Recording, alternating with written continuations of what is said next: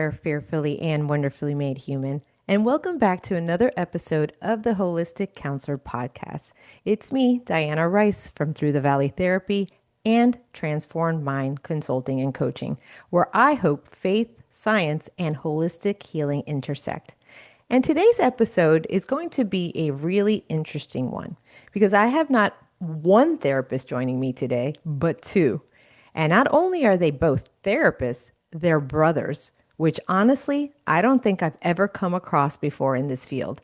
And I immediately thought, this could either get really deep, really funny, but I hope both.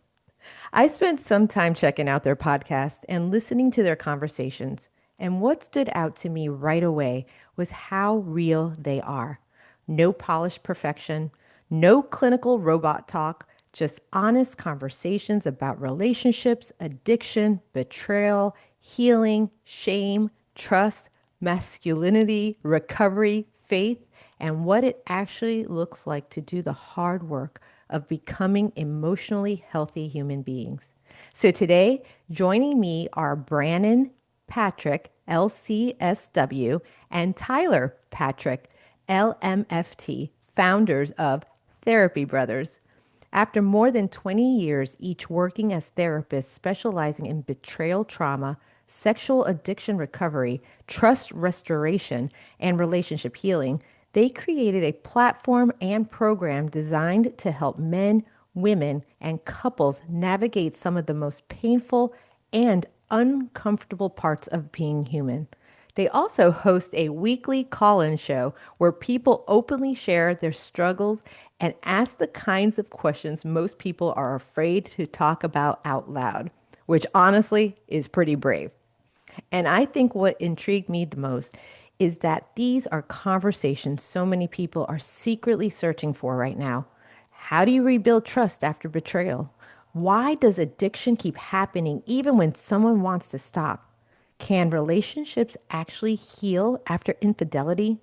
What does accountability really look like? And how do shame, trauma, faith, and emotional safety all intersect? And maybe most importantly, how do we become more honest with ourselves and the people we love? So, wherever this conversation goes today, I think it's going to be real, human, thought provoking, and hopefully leaving us walking away with a little more insight and compassion and maybe even hope. Yo, bros, thanks for being on here. It's good to be here, Diana. That's quite the intro, Diana. Thank you. Yeah. Okay. So, I'm going to have to ask this question like, two brothers becoming therapists. What was happening in your home that you both became therapists? It was a pretty interesting upbringing. I think part of it was we lived in kind of like a middle class home in Salt Lake City, Utah, growing up. But my parents had both kind of the hearts of helpers. My mom is a counselor herself, but my parents always had people coming in and out of our home, whether it was foster kids or somebody. We one time had a kid from Brazil show up and stay with us for like 3 months, and they were always ready to help and ready to support people, and I think that kind of rubbed off on us. And then Brandon and I actually had two different paths into becoming therapists, where mine was more of like a instant life calling kind of a thing, and Brandon was looking at it more from a wow, there's a need in the world, and this could be a business opportunity, and I'm pretty good at this, and both of those things. I'm the heartless one. That's his roundabout way. Is that what That's his he's way of trying to saying say? that. Wait, Yeah. who's older? Which one is like which? And where do you have more So siblings? Is there a pecking order?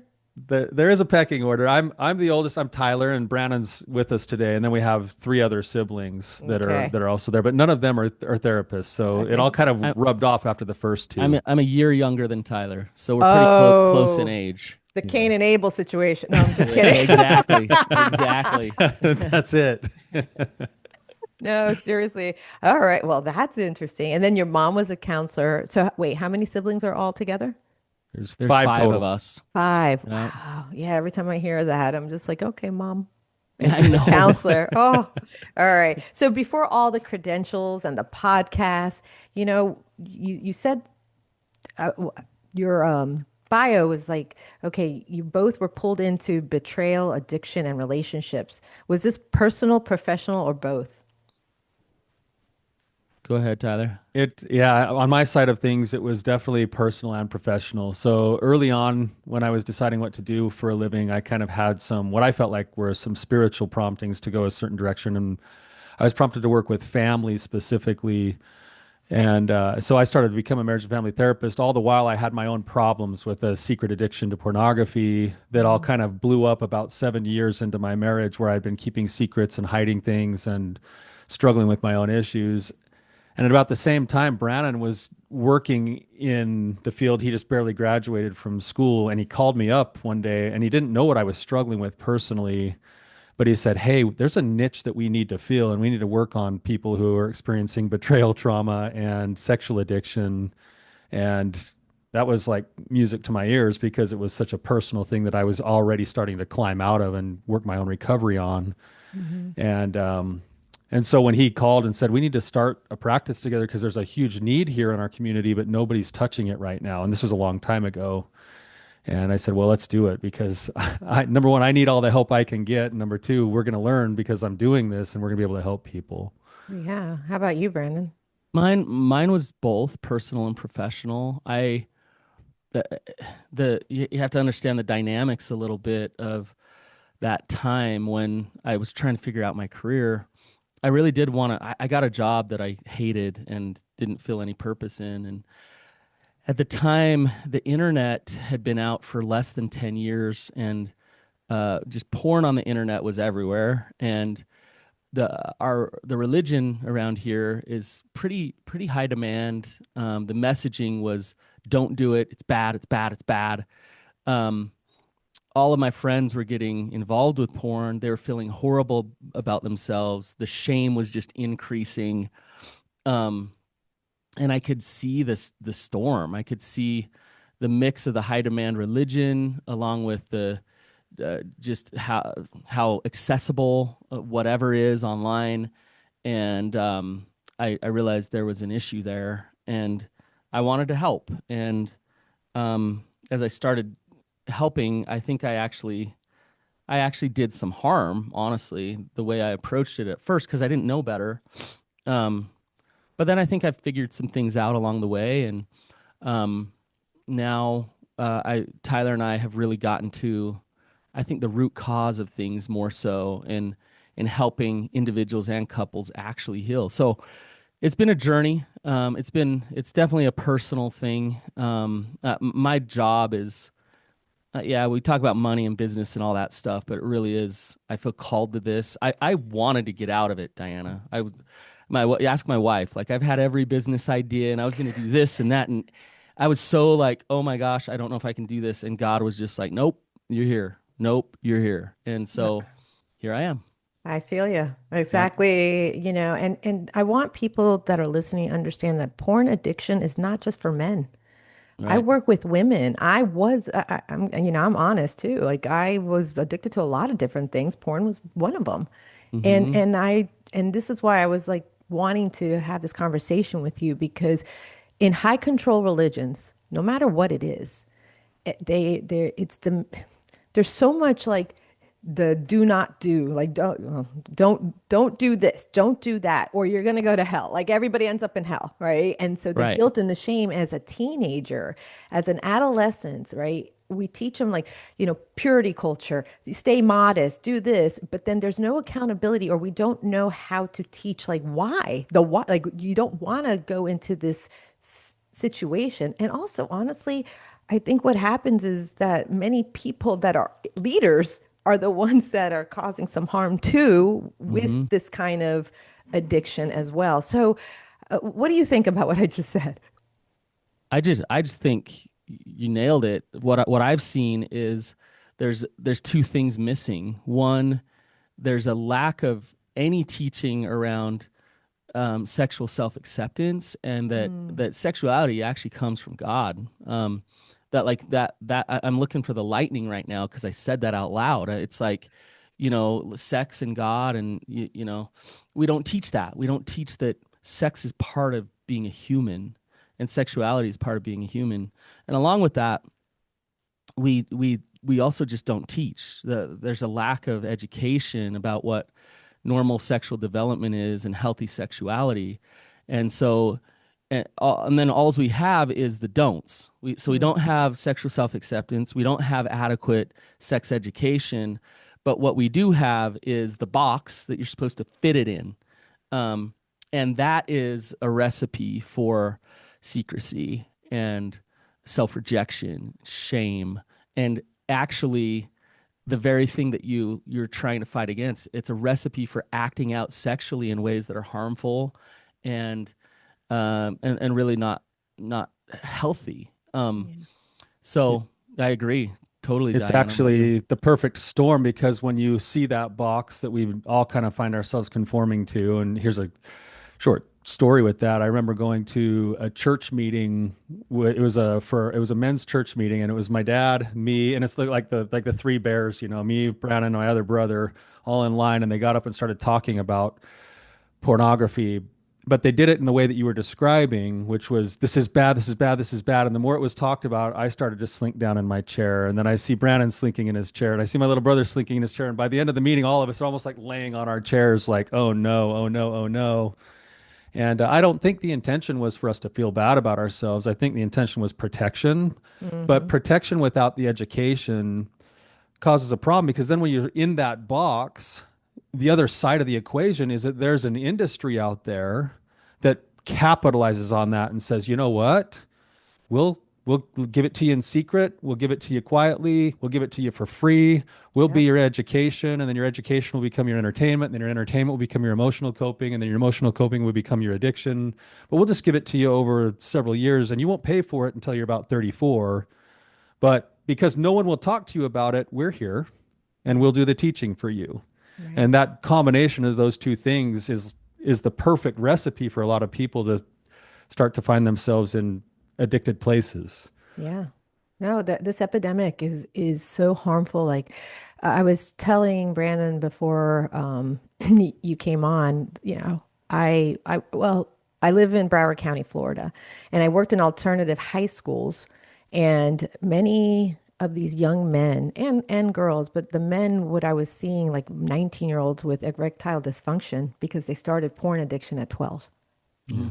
Okay, many of these young people don't have healed home life, right? Mom and dad at home, and so everyone's in survival mode and they don't know, and we don't talk about the biology, like the science part of the body. Like you're gonna get these feelings, you're gonna get horny, like how else do you talk about them, Absolutely. right? And Yeah. what do you do with that? Because there's spaces that are, a lot of parents that I worked with, they're like, well, if I talk about birth control, if I talk about this thing, I'm giving them permission. And I'm like, no, the only permission you're giving them is to have healthy conversations with you. Because if they don't learn it from you, they're going to learn it from the streets. That's how Yep. I learned, from the Yep. streets. I don't know where we got this belief of like, if I don't talk about it, then it's not going to come out. It's like, well, if I just kind of avoid it with my kids, then they're not going to act out in their sexuality. Like, no, it's in them. It's part of who they are. I can't just not talk about it and then it's like in this safe box. In fact, Right. I need to go talk about it so that we can educate, so that we can equip them with the knowledge they need in order to harness it, because that's what's healthy is you Yeah. take it, you harness it, and that requires some openness and some communication, some education. Yeah. No, for real. So tell me, like, you work with clients of all ages. Like, tell me a little bit about who you guys work with. The typical client that would come in to see us, this is usually how it works, is it's a couple, probably most often in their mid 30s to late 40s. And there's been secrets in the relationship for several years, and it's finally just broken loose. And now they're in here in our office going, we just had a big, huge, massive betrayal. There's been an affair, or there's a secret addiction, or there's something else going on where it's really shattered trust. And we want to try to figure out if it's right to stay or not. And if we do decide to stay, how do we fix it? Because it just feels so devastating. And so they come in, and that's probably the spot they're at right when they start with us most of the time. Hmm. Yeah. So how do you deal with the grief? Because like, we're all trained differently. Like, wait, one of you is a social worker, one of you is marriage family therapist, and I'm a mental health counselor. Or I don't know what they call us in A Utah. CMHC. Oh, okay. Mhm. But you see what I mean? Like we're all have different trainings, but we're kind of seeing the same patterns. Because to me, it's patterns, right? It's like that's why when people come in with such heaviness, like I work with a lot of young women with porn addictions, like they're 23, 24, they're virgins, they have that purity culture mindset, and the guilt and the shame of like, and I can't stop, I can't stop.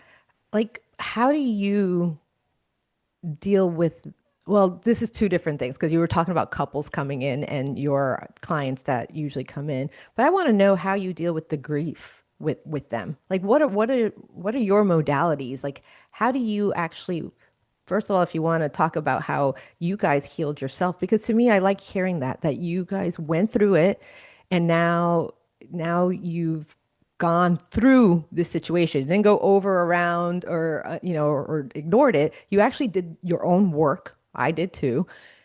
And now that's where we're now looking and going, okay, this is how we help, right? Because it's a hard place. It's a hard place when you're dealing with someone that comes in and so much guilt and shame from all the narratives that they've been told from either their religion or their family life or the lack of understanding or the streets.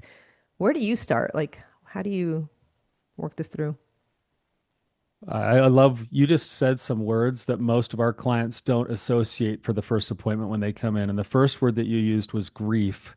And actually, using the lens of grief is really powerful for couples because they don't think of it as grieving. But what they're doing is they're actually going through a grieving process where they're going to experience all of those different stages of grief. There's going to be bargaining and anger and depression and denial and all of those things. And they think they're crazy when they're going through it, when in reality, they can't avoid having to pass through these different elements of grief over and over again as part of the healing process. And so we actually try to help couples frame some of their healing partially in terms of a grieving process. And then the other words that you used were shame and guilt. And when a couple comes in, they're like, we just had this breach of trust, teach us some communication skills and we'll heal and we'll get better and we'll rebuild trust.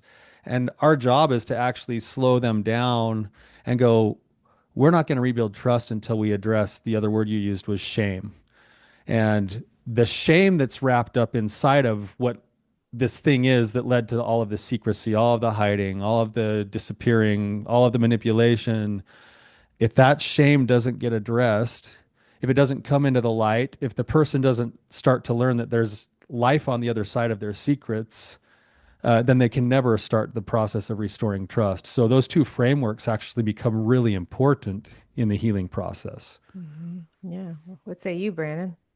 I'm just thinking to answer that question is tough because it's such a process. It's one step at a time, um, and it's different for the recovering addict. It's different for the recovering partner, and it's different for the relationship. So there's actually three different things going on at the same time. So when a couple comes in crisis, there's a lot going on, and the first thing we need to do, you think with any grief or any pain that someone's in, before we dive into like, let's fix it, let's go, let's like, yeah, everything's, we just got to hold some pain.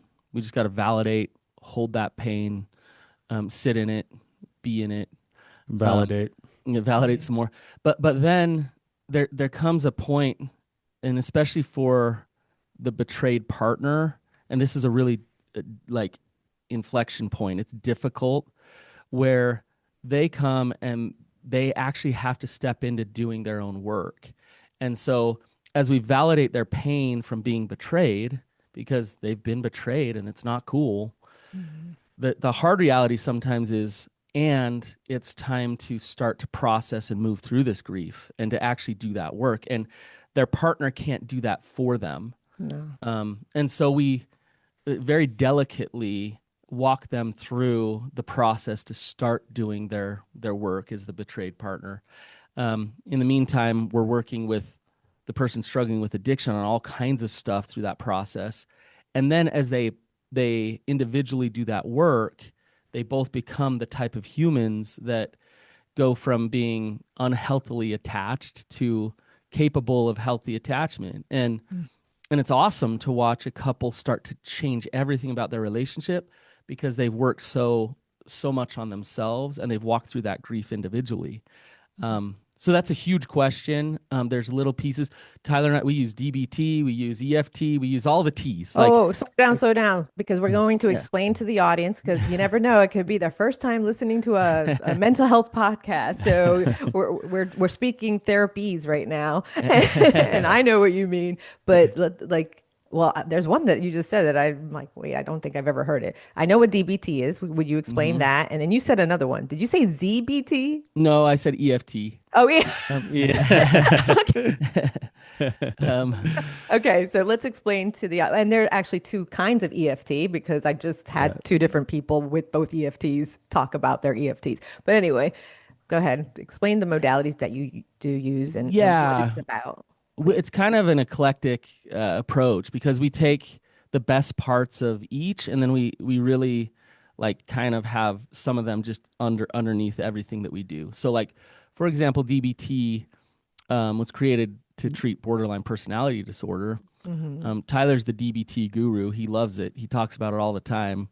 But it's so applicable to the process of healing. We learning things like mindfulness, emotion regulation, distress tolerance, all of those things coming together. It's skill based, and so to learn how to do those things is really helpful and really powerful. Tyler, do you want to talk about another one we use, or? Sure. So DBT, I would say, is we use it a lot for the skills training to help people actually have tangible things to practice with managing their emotions, climbing out of crisis, all of that. And then EFT, we do a lot of that on the personal level with just kind of learning to become emotionally intelligent, but also as couples start to heal, we start moving them into some emotion-focused therapy. Emotion-focused couples therapy is a lot of what we use. And that's a way of helping couples start to see their patterns with each other and learn to break the unhealthy patterns and then lean into healthy attachment with each other. So it's based heavily in attachment theory, could be a whole other episode itself.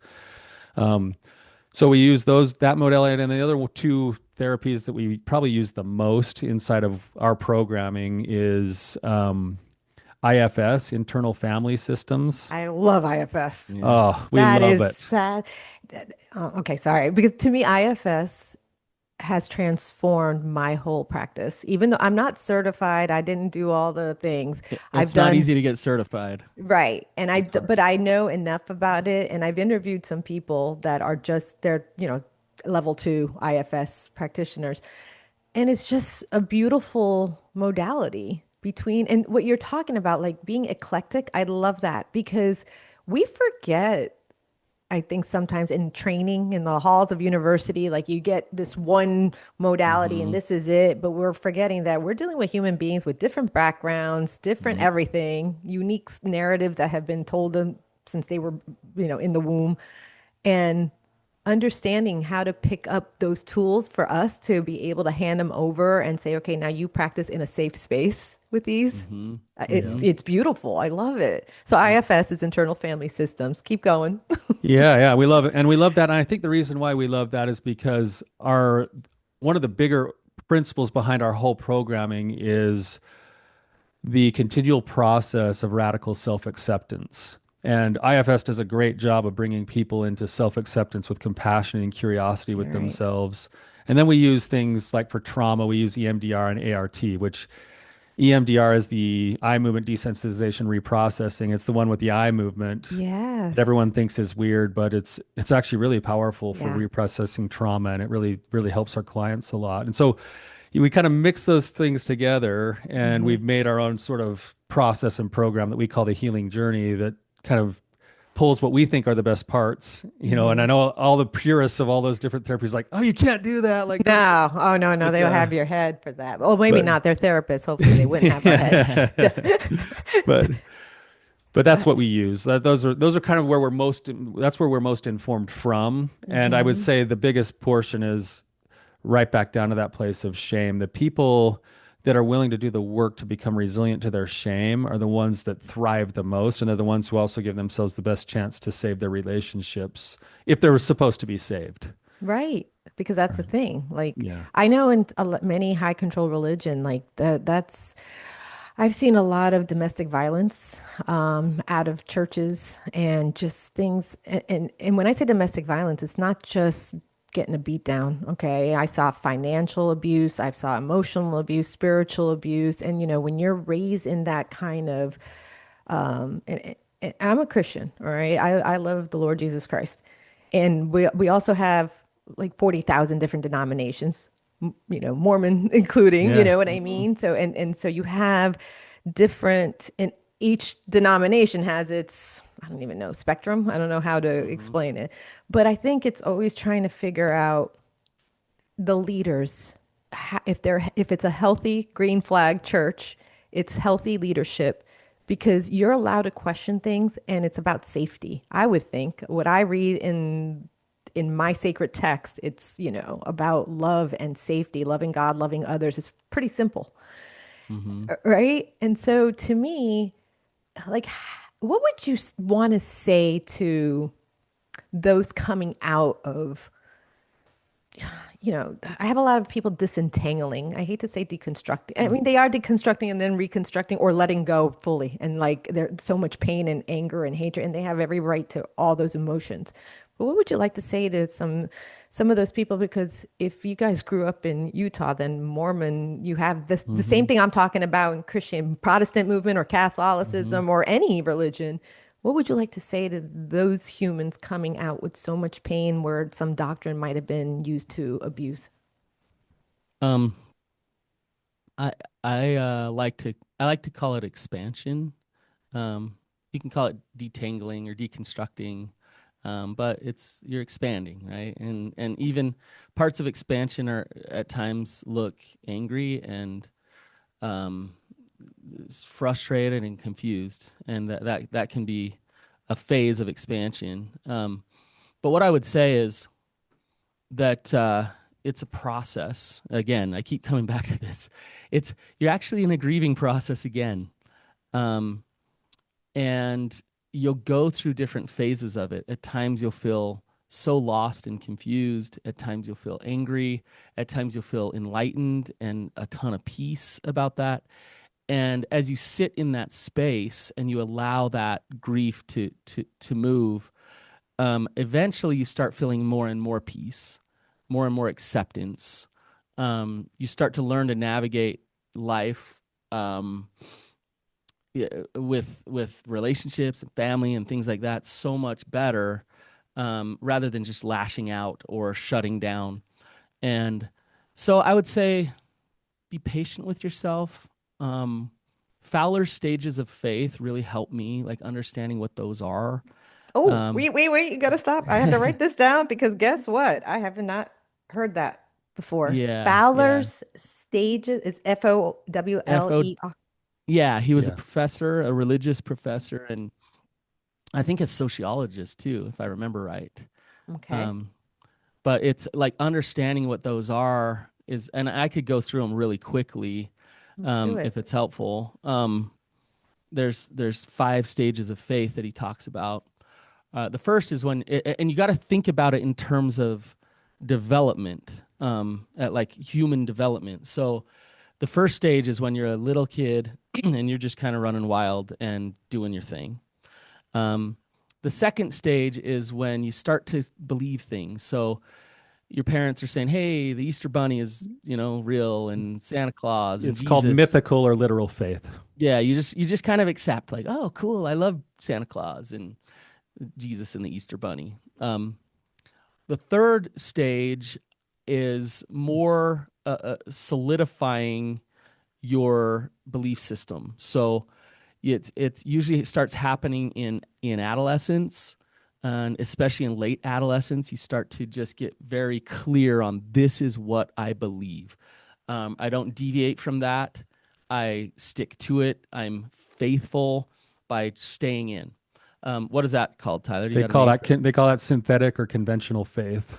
Conventional faith. And so a lot of people will spend their life in a stage 3 development of faith. You can think about like older people who are just very, and it's not a problem. No, I'm not trying to say this is a problem in any way, but they'll spend their life there of, this is what we do. We stay strong to this. right. Um in fact, generations of people will stay in that stage 3, and they'll pass that down to the next generation, stay in that stage 3. And so a stage 4 is what you're talking about, Diana, when somebody starts to, we'll say, deviate or question or step outside, and they hit a grief process of like, whoa, when I look closely, I'm kind of angry a little bit about, I feel like I was duped. And I if I go to church, like everything they say just bothers me. Or I don't go to church anymore and I just talk about how much I hate it to everybody. And this, again, this is not bad, but staying stuck here could be. You're in that deconstruction phase and you're challenging and questioning and lashing back at the beliefs that were just handed to you. That's stage 4. And they can call that individual or reflective faith.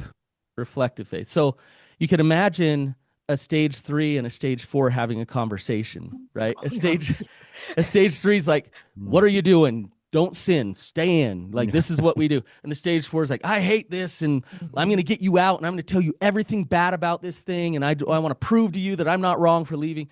So the more they try to convince each other one way or the other, the more the other one digs their heels in. Right. And that's where a lot of the friction will happen in family systems and things like that. And then a stage 5 is where everybody claims to be, but not everybody's there. And that's more of a... They call stage 5 conjunctive faith.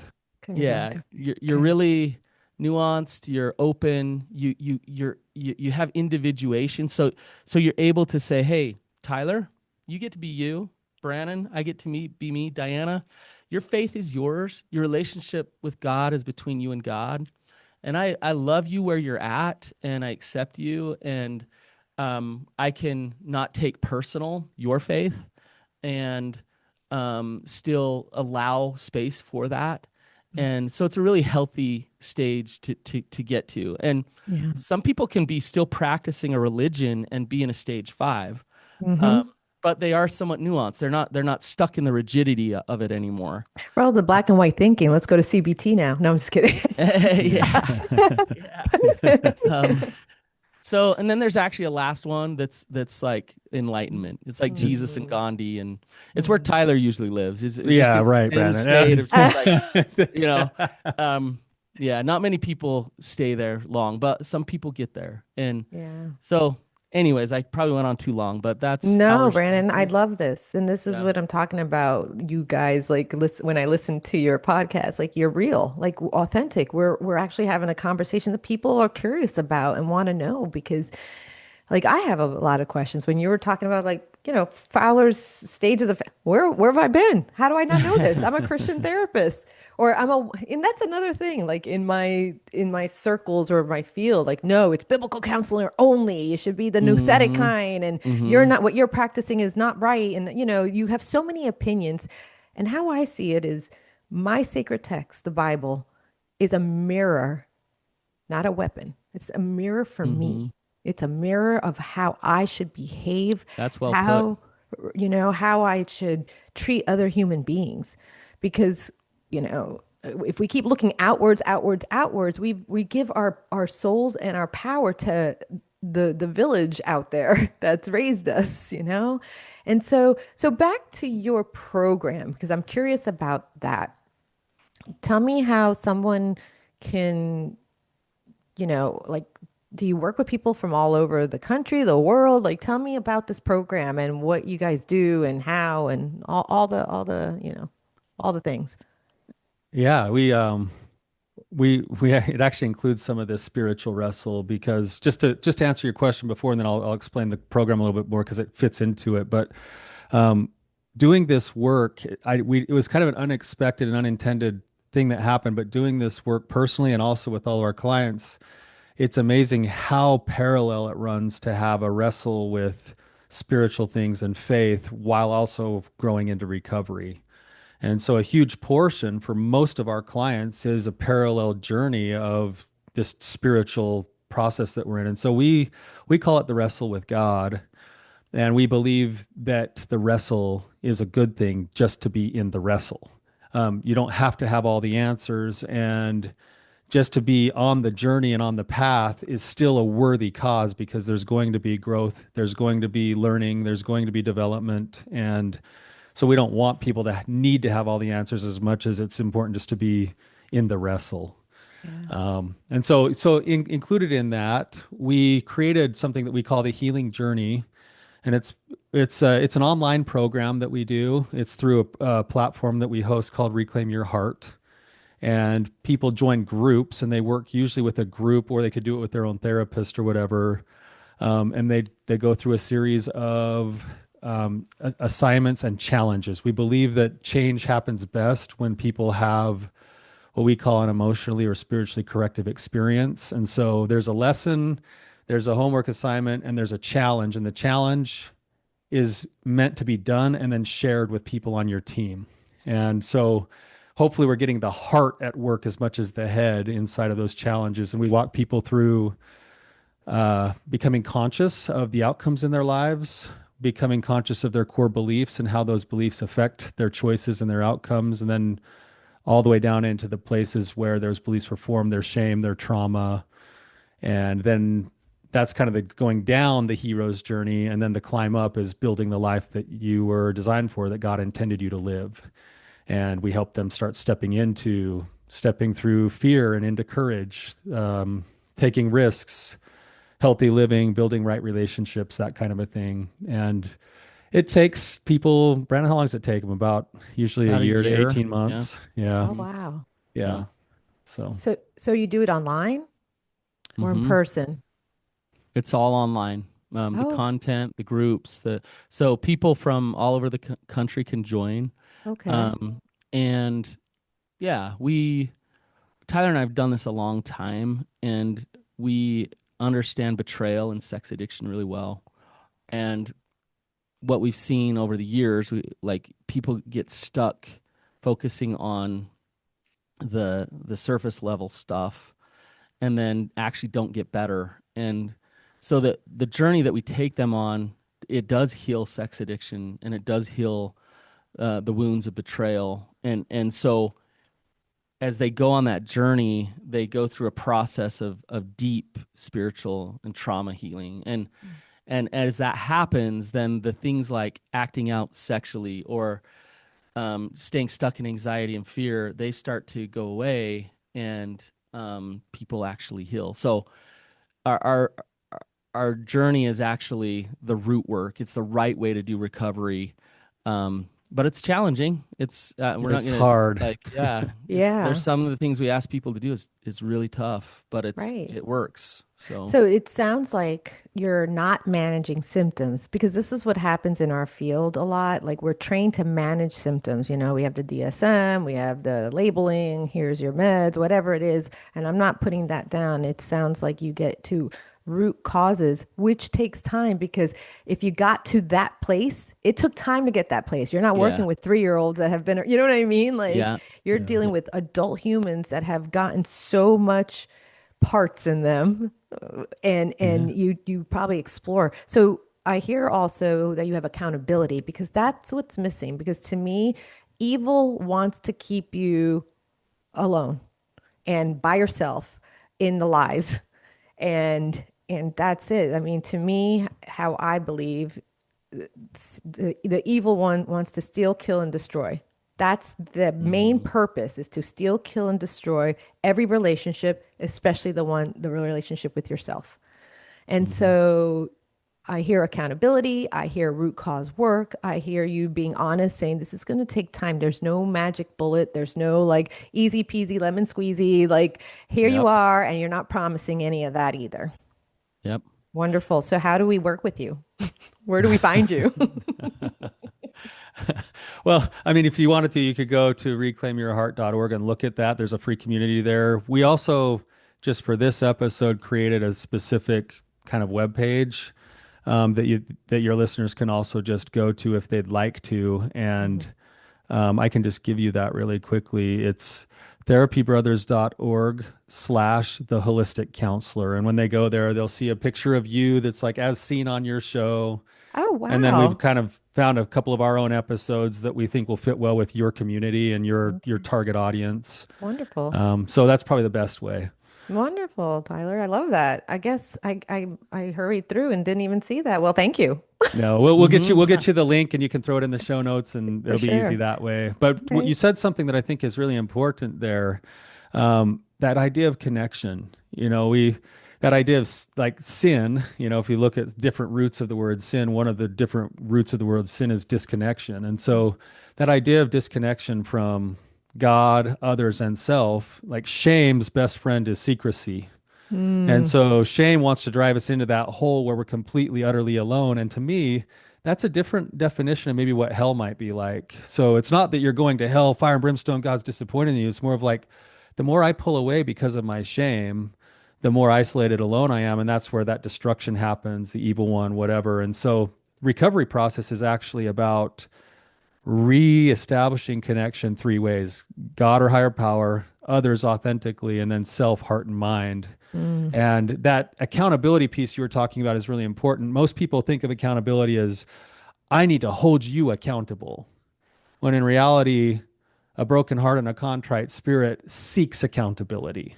It says, I need to find people who will hold me accountable. I need to hold yes. myself accountable to the things I'm changing, to the places I want to be going, to the people that I love. And so learning to come out of secrecy and out of hiding, it's so important and it's so scary and hard, but that's as a way of living that fosters the right kinds of connections in those arenas of God, self, and others. I love that, guys. All right. So listen, the hour is almost up, and I know we all have work to do. And I just want to know as we wrap up, and anyone that's listening right now that may be in betrayal, addiction, or a relationship that doesn't feel safe, what would you want to leave them with? And is there any practical steps or encouragement or resources that you want to leave them with? I would just say if you don't feel safe, then that is step number one. Is if you're in a relationship where you're getting gaslit, manipulated, abused, um, then go get some support so you can create a safety plan and start there because you're not going to do any healing until you get there. So a good therapist will help you create that safety plan, will help you build resources around you so that you can connect to others. You can bounce things off of others. Don't stay isolated in your unsafety. Mm, Um, Go get those resources.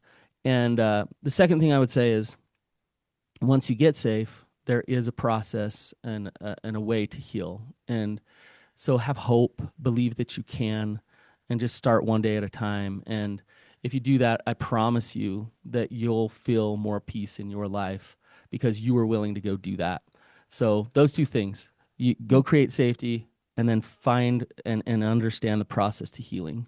mhm. I would just add to that if you're listening to this and you find yourself in the spot of having just discovered a secret or you're experiencing some betrayal or you find yourself in the throes of addiction, it can be a pretty dark and helpless place. And having been in those places before myself, um, I just want to say to you that there's a path out of this. There is hope. If you find yourself there, there is actual hope. It will come with all of your blood, sweat, and tears, but there's a beautiful life on the other side with the right set of principles. And those principles are things like openness, transparency, humility, accountability.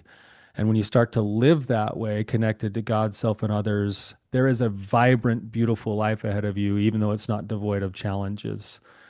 Um, I'm I'm a father of four daughters, and Oh my I goodness. I feel like one of my life callings is to try to help create the kind of men that my daughters are going to marry. Mm, And um wow. and I welcome every one of my daughters to marry a man who's in recovery because a person who's in recovery is willing to confront their demons. They're willing to take accountability. They're willing to be humble. They're willing to grow. They're willing to be honest. They learn empathy. They learn presence. They learn mindfulness. Who doesn't want to be married to that person? Wow. And so the process you're in right now is a transformational process where you will like what you see in the mirror if you continue to work it. And so there's hope here. Yeah. Oh my goodness, this was wonderful. Yo, bros. This was amazing. I'm so glad I said yes to have you on here. We This are is too. oh wow. Anyway, listeners, please do not forget what these men have said and just this conversation. And if you reach this point, do not forget to trust in the Lord, guard your heart, and renew your mind. Bye.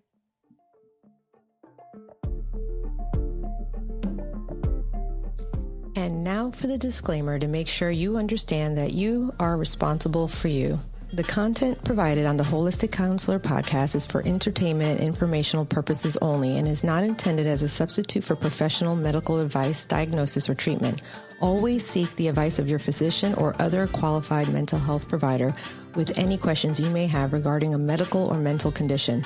Never disregard professional medical advice or delay seeking it because of something you have heard on this podcast. The views expressed on this podcast are my personal opinions and do not represent the views of any professional organizations with which I am affiliated. Call your doctor, 911, or 988 immediately if you have a medical emergency. The Holistic Counselor podcast does not recommend or endorse any specific tests, physicians, products, procedures, opinions, or other information that may be mentioned on the podcast. Reliance on any information provided by the Holistic Counselor podcast, guests appearing on the podcast at the invitation of the Holistic Counselor podcast, or other listeners to the podcast is solely at your own risk. Confidentiality notice. If you engage with the Holistic Counselor podcast by commenting or posting and are a client, please be aware that you may be revealing information that could compromise your confidentiality. Please remember that disclosing your identity or personal details can be linked to your clinical material. As a therapist, I am bound by confidentiality and will not respond to any disclosures of this type on this podcast. I am committed to upholding the ethics and confidentiality of the therapeutic relationship, which extends to all forms of communication in accordance with the laws and professional guidelines that govern mental health professionals. I want you to know that your privacy is of utmost importance, and you are responsible for protecting it when interacting on this platform or any other public forum. Thank you.